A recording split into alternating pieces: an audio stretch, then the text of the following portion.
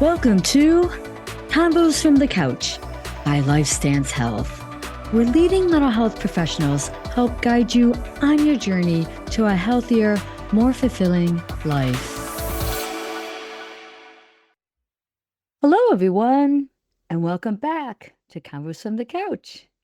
I'm Nicolette Leanza, and joining me today is Lifestance nurse practitioner Ada Innocent, and she'll be giving us some tips for how to navigate holiday loneliness. So great to have you on, Ada. Thank you very much, Nick.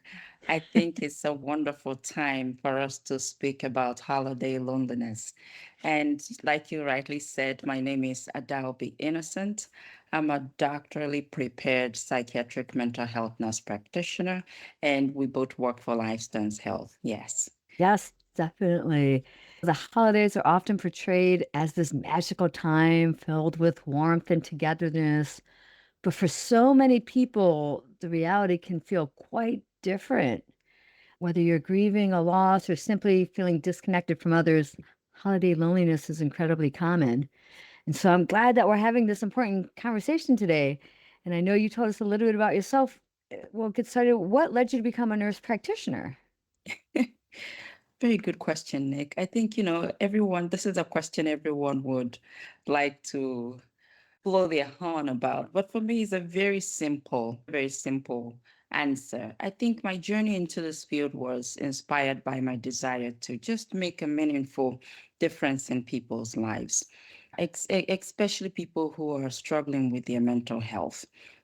I think what drives me is the opportunity to empower people to take charge of their mental health, to provide hope and support to these people. I think I want to be a catalyst, some Mm. sort of a catalyst for a positive change. So that's the reason why I went Oh my into this gosh. field. Very noble reason to go into the field. Definitely. As we're both practitioners, I mean, myself of therapy and yourself as a nurse practitioner, we both see loneliness with so many people around this time of year. Why do the holidays trigger loneliness for so many people? And I like that you said therapy and medication management are like two peas in a pod. It goes hand in hand. And Mm. when I meet with my patients, I tell them, you have to have a therapist. At this time in your journey, it is something that is very important. And within this period, the holidays are very tough time. A lot of people get lonely, and loneliness is a big part of it. You see, a lot of the reasons why people get lonely at this time is, for instance, they're missing their loved one. Over the months before we get into the holiday season, maybe someone have lost a parent. It could be that they've lost a friend. It could be that they've Mhm. lost even a pet. Yes. So Yes. holiday is a period when people start to feel lonely, due to a loss. And sometimes some people might also feel that they don't feel into some form of societal expectations and the holiday cheer, like, why do I have to be? Why do I have to be happy? We don't have a perfect family. Our Mhm. family dynamic is poor. We don't even love each other. So, what is good about the holiday? So, they don't feel happy. They don't feel like they should be part of the holiday cheer, like part of the holiday spirit. And let's not forget, financial stress is a big one too. Yes. A lot of Yes. people feel it during the holiday. I've had patients who come in and say, oh my God, I don't even know how I'm going to do this Christmas with all the shopping I have to do. I have 10 grandchildren, and I'm sorry, I'm going to have to disappoint them this year. So it's a huge stressor having to buy gifts for 10 grandchildren. You don't It's even have enough for yourself. So financial stress is a big part. And let's not forget, too, people are dealing with loneliness. They don't have anybody. Maybe they've right. lost their Right. long loved ones a long time ago, and they're just the only one. They could have family members, but they're very far away, or they don't even talk to each other. So loneliness is also a tough one. Or maybe they're Hmm. sick. They're in the Yeah. hospital. They're spending Christmas in the hospital, Right. or they're Right. spending Thanksgiving in the hospital. So Right. it's no fun. Whatever news the Hmm. doctor gave them around this holiday period, it doesn't make the holiday easier. new fun. So the Right. holidays can sometimes amplify the feelings of sadness and isolation for these people. You know? Definitely. Yes. So, what are some things people can do to manage feelings of loneliness during the holiday season? Oh, very good question. I think a couple of things that people could do would be to connect with each other. Mm-hmm. It have it doesn't have to always be family. Reach out to friends, colleagues at work, your neighbor, right? Those Yes. family members you've not spoken to in a while. Pick up the phone, a quick phone Mm-hmm. call, a text message, an email. Yes. Join, Yes. and you can even join a holiday gathering or an event. There's a lot of Mm-hmm. events going on during the period.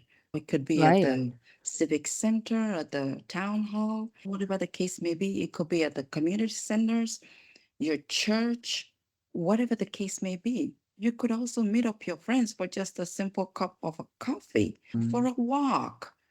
And if you Yes. can't do that, why don't you do something for yourself? Self care, Yes. very important. Yes. Something as simple as going for a walk. Right. Take care Something of to do yourself, to, get some good right. sleep. Yes. Good sleep. Yes.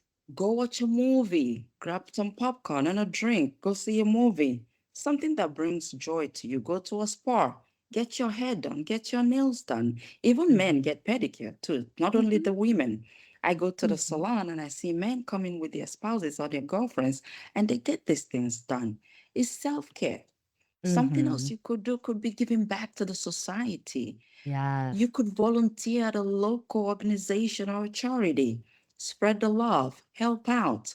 You could offer to help a friend, a neighbor who is old, help them out. Say, hey, have you done your shopping? What can I help with? You could donate to a cause that you love, something that speaks to your heart. Stay busy. It's also a Yes. period that you could try a hobby, something that you've always wanted to do, but you've not found the time. I think a lot around the season, people are doing a lot of things. So get it that check it off your bucket list. You could do Mm. it could be something as simple as doing an online class, learn something new. It could be learning to cook, crafting, even Mm-hmm. painting. It's just something that would uplift your mood. Or Yes. you could plan a Yes. trip, a small trip.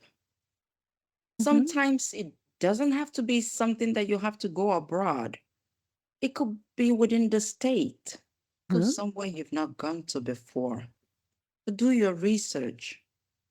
And Mm. something else I like to preach to everybody who step into my office is practice self-compassion.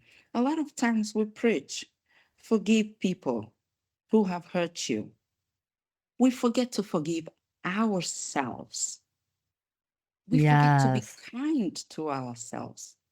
The Mm-hmm. holiday So period is important. very important, Nick. I'm sure that Mm-hmm. you know that you're a therapist, and I'm Yeah. sure that you Yeah. tell your patients stuff like this, right? Yes. Yes. Yeah. I think when it comes to even forgiveness, self-forgiveness, I think a lot of times people will say easier said than done, but it is worth to kind of walk through, work on it, move yourself to that point. Definitely. It Yeah. can be very scary, but you never know until you try. Mm-hmm. I'm not saying people should just jump in, try a little bit, little by little. You will see it's not too scary, but it's something very doable. Yes, So maybe definitely. this Thanksgiving coming up, do something for yourself. Come Christmas, it could be to your neighbor.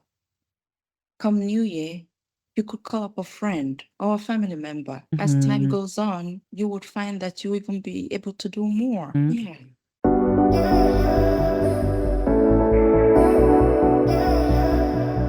My gosh, these are all wonderful tips. Now, what happens if we're concerned about a family member or a friend? Are there warning signs that we should be looking out for with loved ones who might be struggling with holiday loneliness? Oh, yeah. I think that the most important thing is to watch out for change in behavior. When they start to withdraw, isolation, you know, when they start to withdraw from certain things, if they Mm-hmm. start to have changes in sleep patterns, you're a therapist. These are Mm-hmm. things that your patients Yep. often would report. Maybe they Yes. have increased irritability, their mood has changed. The holiday period is the period that we see people complain of, and usually the weather too. We see a Yeah. lot of seasonal affective mood Yes. issues. We see people complain of sadness, depressed mood, withdrawing from social activities. They're spending more time in bed, aimlessly scrolling through their phones. They just don't have any motivation to do anything, no motivation to go out and do fun things, even for themselves. They find it hard to go into their jobs.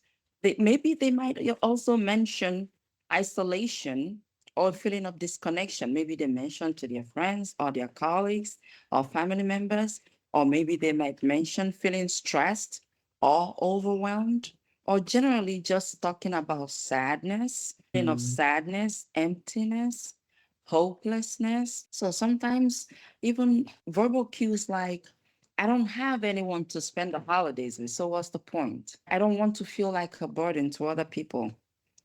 What's the point? Or the last holiday event I went to, I did this or I did that and it was no fun. I don't think nobody will want me around. Verbal cues like that. Yeah.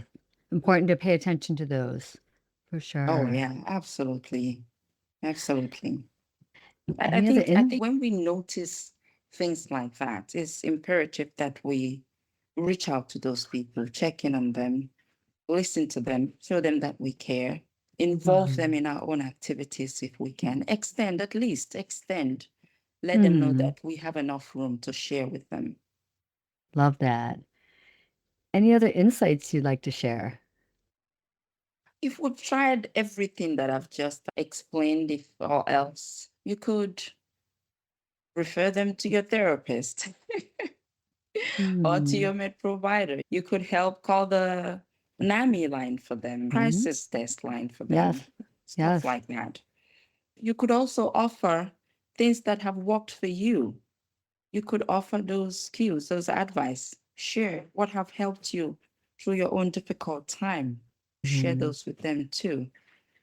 Let them know that in a non-judgmental way. Let them know that this is like typical. At some point in time, people go through it. It's nothing, it's not like it's new. It's very typical and they can be Hmm. helped. And there are solutions, there are ways around it. So involving them is also very important. Very much. Thank you so much for sharing your knowledge and all these wonderful tips to help people fight and navigate holiday loneliness. So thank you again. You're most welcome, Nick. I hope that I was able to answer your questions. You did. And You I did hope an that amazing job. And I think I our hope our listeners, listeners yep, will yes, learn our a listeners thing are or going to learn two. quite a few things. Lots of tools from you. Definitely. I'm so happy to join your podcast. And please feel free to reach out anytime. I'll be happy to join. Great. Love to have you back on. Thank you. You're most welcome. Thank you. I'd also like to thank the team behind the podcast, Jason Clayton and Juliana Whitten. Thank you for listening to Converse from the Couch. Take care, everyone.